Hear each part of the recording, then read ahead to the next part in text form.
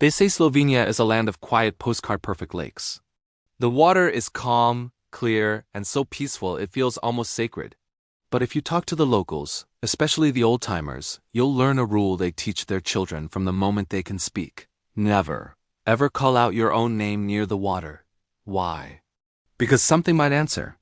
And what answers won't be you. This story revolves around a photographer named Luka.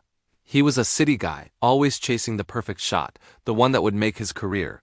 He'd heard whispers of a remote lake, hidden deep in the Julian Alps, a place untouched by tourism. The locals called it Ogledalo Voda, the mirror water. They said the reflections there were different. Intrigued, Luka packed his gear and set out to find it. After a long hike through dense, ancient forests, he finally arrived, and it was breathtaking. The lake was exactly as described, a flawless sheet of glass nestled between towering, emerald-green peaks. The sun was beginning its slow descent, painting the sky in fiery shades of orange and purple. The air was utterly still. Not a single bird sang, not a single leaf rustled. The silence was so profound it felt heavy, like a blanket. Luka set up his tripod on the rocky shore, his excitement buzzing. This was it. This was the shot. He framed the scene, the mountains and sky perfectly duplicated in the water below. As he fine-tuned his focus, he noticed something odd. He raised his hand to shield his eyes from the last rays of sun, but his reflection in the lake didn't move. It just stood there, motionless. He blinked, thinking his eyes were playing tricks on him. He lowered his hand slowly. A full second later, the reflection mimicked the action, its movements sluggish, as if pulling through thick syrup. A nervous laugh escaped Luka's lips. It had to be a trick of the light, some strange optical illusion caused by the angle of the sun and the water's unique properties. He decided to test it. He waved his arm, a wide, sweeping gesture. Again, the reflection delayed, its arm moving with a disconcerting, disjointed lag.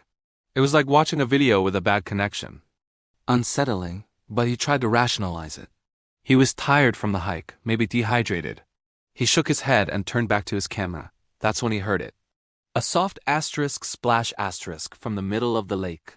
He whipped his head around, eyes scanning the surface. But there was nothing. No ripples disturbed the glassy water. No waves lapped against the shore. It was as if the sound had happened in a vacuum. The stillness returned, even more absolute than before. A shiver that had nothing to do with the cooling evening air traced its way down his spine. The feeling of being watched prickled at the back of his neck. He told himself to get a grip. He was a professional, not a superstitious fool spooked by a little silence and some weird light. He knelt by the water's edge, peering into the depths. The water was so clear he could see the smooth, dark stones on the lakebed far below. He leaned in closer, trying to see if there were any fish, any sign of life. And that's when it happened. In the reflection staring back at him, the lips curled upwards into a slow, wide smile.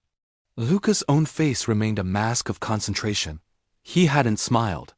He hadn't even moved his mouth. Panic seized him. His heart hammered against his ribs like a trapped bird. The smile on the reflection grew wider, unnatural, stretching the face into a grotesque parody of his own.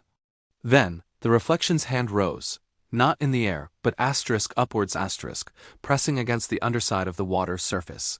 The water bulged slightly where the phantom fingers pushed, the surface tension holding it like a thin membrane. It wanted out. Luka scrambled backward, kicking his tripod over in his haste. He didn't look back. He just ran. He crashed through the undergrowth, branches whipping at his face. The suffocating silence of the forest, now replaced by the frantic sound of his own ragged breaths and pounding footsteps. He ran until his lungs burned and his legs gave out, collapsing miles away from that cursed place. For days, Luka was a ghost. He didn't speak. He barely ate. The image of that smiling reflection was burned into his mind. When he finally found the courage to speak, he told the villagers in the nearest town what he had seen.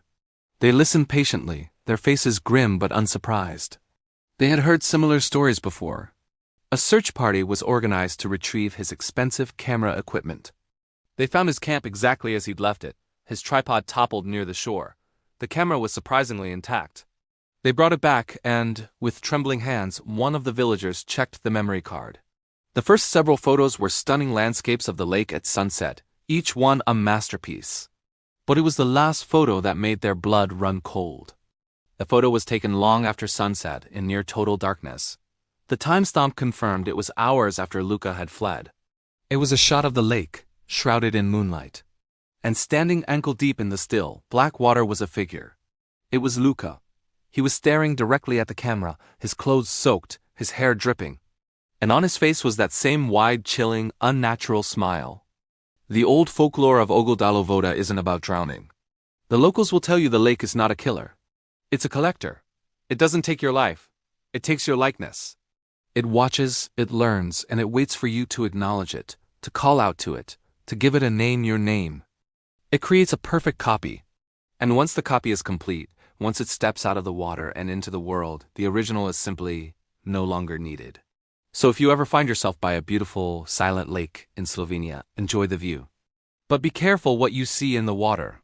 And whatever you do, hold your name close and never, ever let it go. Thanks for watching. If you enjoyed this story, don't forget to like, subscribe, and hit that notification bell for more tales from the shadows. Stay safe out there.